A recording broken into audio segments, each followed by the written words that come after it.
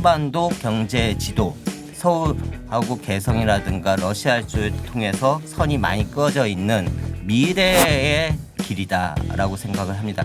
다른 선을 제가 한번 그려봤거든요. 지금 보여드리는 저 지도는 지난 30년 동안 남북이 만나왔던 길이거든요. 그 길을 제가 그동안 연구한 내용을 함축해서 저 길을 통해서 우리가 어떻게 지난 30년 동안 남북이 만나왔는지를 보여드리고 싶어서 저렇게 한번 그렸습니다. 제가.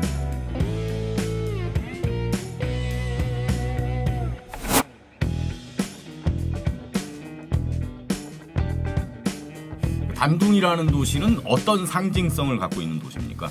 한반도를 제외한 지역에서 한국 사람보다 북한 사람들이 많이 사는 지역이 있을까요? 없을까요? 질문을 던져요. 있으니까 질문을 하셨겠죠. 예, 그렇겠죠. 그러면 있으면 어딜까? 하면 사람들이 머뭇거리거든요. 단둥. 예, 단둥. 한국 사람이 지금 2020년 기준으로는 1,000명.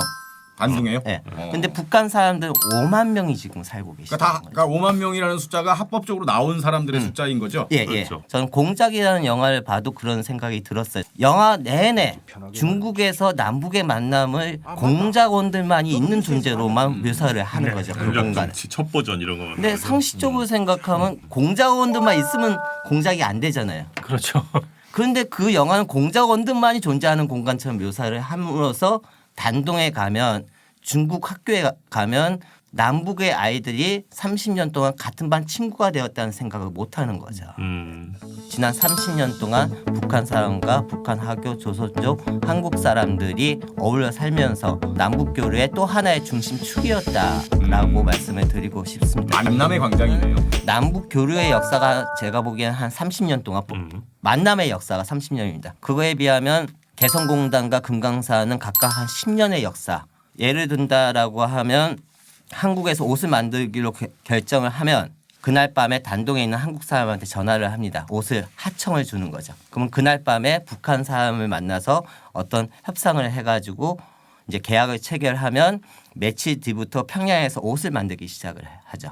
그런 옷들이 대부분 또 메이드 인 차이나로 많이 나왔습니다. 여러 가지 이유 때문에. 그럼 단동에 나오면 또 한국에 들어왔죠. 2000년대에. 그러면 한국에 들어왔으면 그런 옷들이 팔리다 안 팔리면 우리 길거리에 보면 땡처리를 많이 하죠. 포스터가 붙잖아요. 그 땡처리 또 뒤에 옷이 어떻게 되냐면 무게를 달아서 컨테이너 박스에 실려서 단동에 들어가요. 단동에 들어가면 또 단동에 있는 북한 사람과 북한 학교들이 그 옷을 사가지고 평양에 가서 팔았어요. 그러니까 2000년대에 우리 한국 사람들은 북한 사람들이 만들었다는 생각도 못하고 메이드 인 차이나라고 입었던 옷들이 상당수가 있습니다. 그럼 또 북한 사람들은 자기네 친구들이 만들었던 옷들이 한국까지 갔다가 다시 와서 자기네들이 입는다는 생각을 못하는 거죠.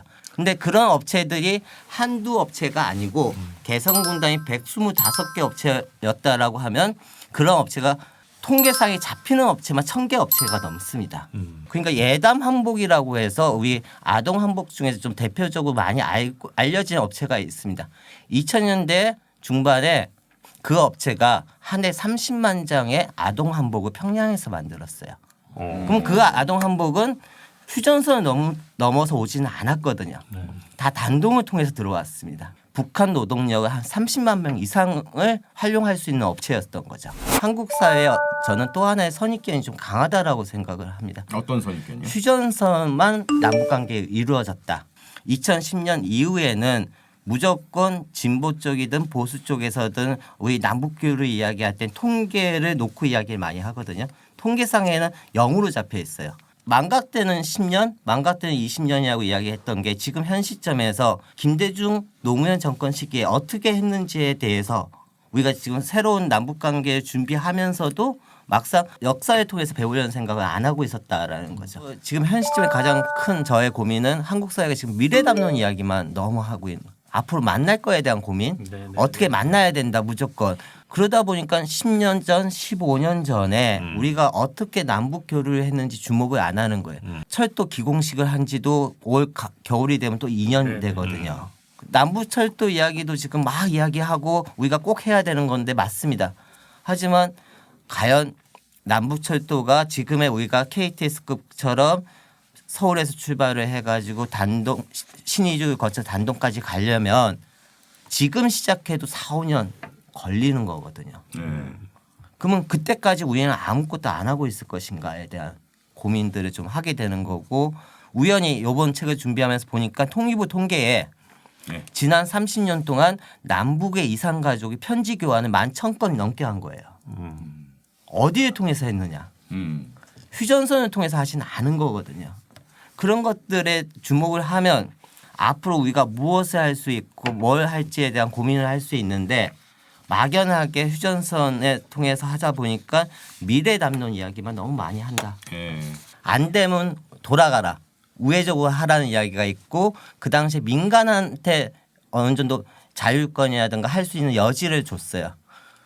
그런 역사를 들여다보면 정부 주도화가 아닌 민간인들이 알아서 하도록 조금 그런 장을 조금이라도 열어주면 알아서 행동을 하시거든요. 거기에 또 하나의 또 선입견이 들어가는 거죠. 북한하고 하면 무조건 퍼줬다. 그 선입견이 퍼주기. 너무 강한 거죠. 퍼주기 논란이 있을 때도 진보 쪽에서는 그 담론으로만 자꾸만 접근을 하려고 하는 거예요. 그 통계 안에 들여다보면 한 60% 70%는 퍼준 금액이 아니고 정당하게 인건비를 준 거거든요. 네. 그런 식으로 남북교류가 퍼주기만이 아닌 우리의 어떤 경제활동 하나의 일부였다라고 보면 그 민간인들이 활동한다고 해서 다 간첩 활동하는 거 아니거든요. 그런 것들에 대한 좀 열린 시각인데 정부 주도의 것을 하다 보니까 다른 쪽에 힘이 안 실리는 거죠. 휴전선에 또 집중할 수밖에 없게 되는 게 그게 예. 휴전선이라는 게 갖고 있는 상징성 때문 아니겠습니까? 예, 맞습니다. 네? 예. 구체적으로 남과 북을 이렇게 자르고 있고 금단의 선이니까 예.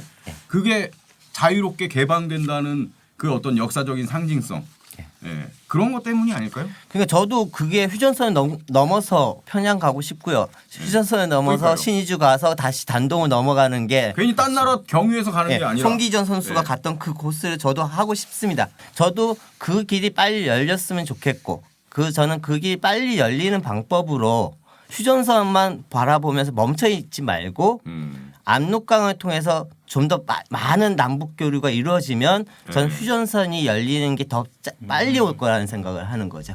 휴전선만 바라보는데 그 휴전선이 열린다라는 것은 아주 몇 단계 지나서 열리는 문제거든요. 휴전선을 열지 말자라는 게 아니고 휴전선이 중요하지 않다라는 게 아니고 휴전선이 중요한데 금강산을 가야 되는데 제3국을 통해서 내일이라도 갈 수 있고 오늘이라도 갈 수 있는데 그래서 이제 최근에 나오는 개별 관광 이야기도 나오게 되는 것도 제3국을 통해서 하는 거죠.